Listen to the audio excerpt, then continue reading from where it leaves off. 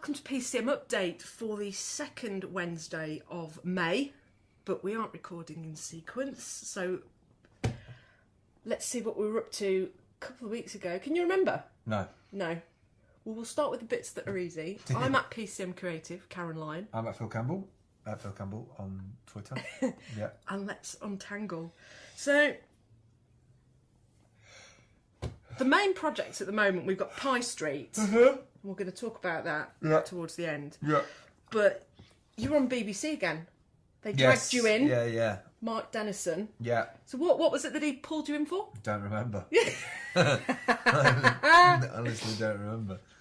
I think I was talking about the Pie Street. It was the Pie Street. I think I was and talking Independence. I think we're talking about retail stores. Yes, and the High Street. You should still be able to get it on iPlayer if you dig around for it. But yeah, he just basically I had a word with one of the producers and said, you know, this is a project that we're doing in and around Nottingham, and it's to help with some of the largest empties. I think the highest figure from the retail things that I've seen recently is 40% empty retail spaces. I think Nottingham's got about 30. Might come down a little bit now since then, but yeah, it's a high amount of empty spaces on the high street that, you know, people are walking past, and kind of had the idea of what can we do with the Raspberry Pi that we've got to help with footfall, really. Gave him a bit of an opportunity to sort of quiz you about it, didn't it? And I mean, you came over really, really well. Yeah, it was a good listen. I must have had some coffee like 2 minutes before that. Just BBC coffee. I think it's an interesting thing that you bring up, though, is sort of when you're so engrossed with something and you're working on something so, you know, regularly, and you are definitely behind it and passionate about it and can see the results of it and see what it could do, see the big picture of it, and then you take away the aspect of the money from it, and you sort of do it out of the kindness, the goodness. That's what confuses people, isn't it? The technology is going to be funded by the Kickstarter project. Yeah. So was it just launching when you went and talked to Mark? Yeah, I think it probably had a couple of £100 at that stage. Yeah. Maybe 300 or 400 quid, something like that, 300 quid. But yeah, I mean, it was always going to be a bit of a tough ask because people, you know, some people don't know what Kickstarter is. People don't still trust credit card payments. Yeah.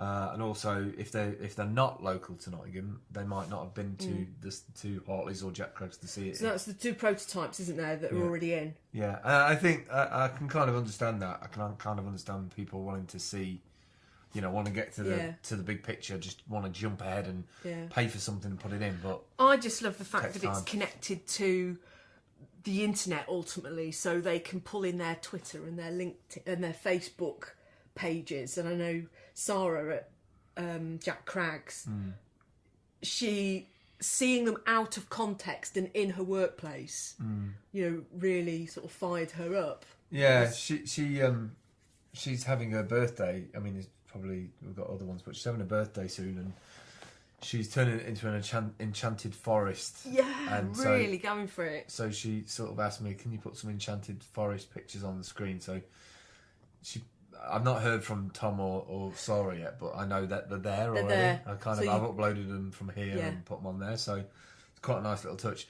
I can't wait to get a drop cam or something similar like we've got in here into the Jack Craig, so I can send it and then see it. I think that'd be quite cool to sort of gauge the reaction of how long it takes for somebody to look at it. Yeah.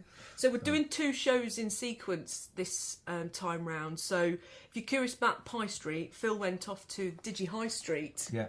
To talk. So just give us a little bit of insight about the event, the Digi High Street. So Digi High Street was done in Halifax over 2 days, and it was set up by Red Lab HX, which is like they do lots of things, but one of the things they really want to do is launch this event to help retail with technology. And for a first event, I thought it was very, very good, and it was very well organised, and it was at this beautiful, like, massive mill.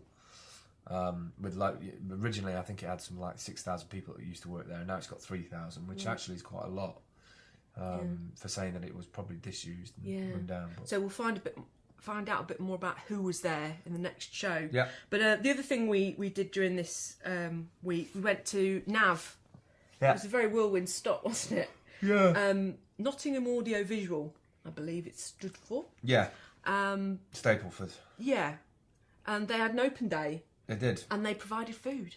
Yeah, Thank you very much. We didn't know about the food bit. We didn't. I went along to see what kind of kit they've got and budget stuff and see if they've got any sales or offers. We hired the cameras from them for TEDx Lace Market, didn't we? Yeah, we did, yeah. Buy local. Yeah, it's interesting. It's interesting to have a conversation with them about how sort of they kind of hate the internet, or at least a couple of the managing directors dislike the internet because it was sort of, I don't know, they're kind of sort of saying it was ruining their business, but you know, technology doesn't wait for anybody, does it? I think because they've not learnt how to be personal and social with media. I think they've been so much in that promotion, marketing, you know, you put an advert in the paper and then people, you have a business, but you don't connect the people who engaged with the advert being the people who bought your product. Whereas with social media, you can really link that back now. It's difficult for me because I've always liked to make videos and I've always liked to share them. And then I've also had a lot of ethical, sustainable things happen to me about the environment. And because of those things, selling to me personally, I don't think they're two things. I don't think it's like your personal life and your business life and you go to work and you just sell.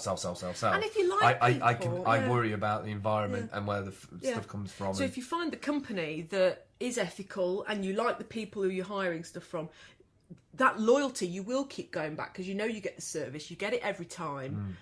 So, you know, I think there's a lot of loyalty for some of these companies to look into. I do feel for them, you know, tech companies, because they are quite faceless.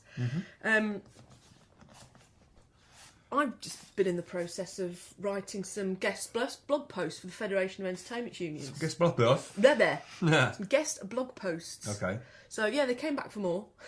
Cool. So I did a series of ones for crowdsourcing within the arts and entertainment industry. So for writers, technicians, actors, musicians, all those sorts of creatives. And they went down really well. And they came back to me and asked if I would do some that help them develop their audiences online. So using Twitter to build an audience rather than just build up a numbers game. And what does it mean? What do the numbers mean? So it was really interesting to write, because as soon as you start writing about, you have to pay attention to the follower or following or followers, or it gets very looped round of who am I talking to? Are followers supposed to be in quotation marks? And does the sentence read right if you don't understand what a friend or a follower? It's very confusing. But I've really enjoyed doing those posts to them. So they're still going. And then Family Cafe. Yeah. That's just... so awesome. It's here. It's kind of... It started. It's been running probably about... couple of weeks now. This is probably week 2 in context to the show. Yeah. No, it's amazing. I mean, Marsha, you know, she knew what she was doing with it, and it's great to have people go regularly. And you know, there's been a few occasions where I've sort of seen people go in there, like some lads, young lads, go in there and put like 5p in or 2p in to have something to eat. But you know, you don't know if they're eating at home, and so it's kind of, that's what it was made for, you know, sort of like make sure that people got a meal. But to see Marsha's face get really excited about when all the food share stuff come, and sort of, you know, I think she felt that she was empowered all of a sudden, that, you know, the fair share stuff worked. It was just nice to see another service work that, you know, was making the food instead of just putting it in bags to give away to people. And I think it could be really massive. I think it could go a long, long way. And it's just a great idea. And it's on the way home. That's what I was awesome about it. We love it. It's in Snanson. Yeah. No, we're so eating there today. Yeah. Bagged a little box of stuff for you because you're slaving hard here. Yeah, I'm tired. I know. So, we're going to finish up with a few shout-outs. Cool. So we've got at Jack Craggs. Yeah. Awesome coffee. Whereabouts are Jack Craggs if we're going to tell people how to find them? James Street. James Street. So if you know where Old Market Square is, and you know where Lloyd's Bank is in Market Square, they're down the side of there. Yeah. At Hartley Coffee. Yeah. So the other end of Hotley. Of Market Square, up in Hockley, opposite Ice 9 and round that sort of little junction. Old guitar shop. So so pop in there. At Mark Dennison. Yeah, because, you know, he's awesome and he interviewed me and he's always on point. And of course at Jamie Producer. Yeah. Because you know, props to Jamie if for it's sorting not this for out. the producers and the researchers, a lot of the stuff that goes on, you know, we wouldn't get our opportunity to have our say. So that's it for this week. Thanks for watching. Goodbye. Goodbye. I'm tired.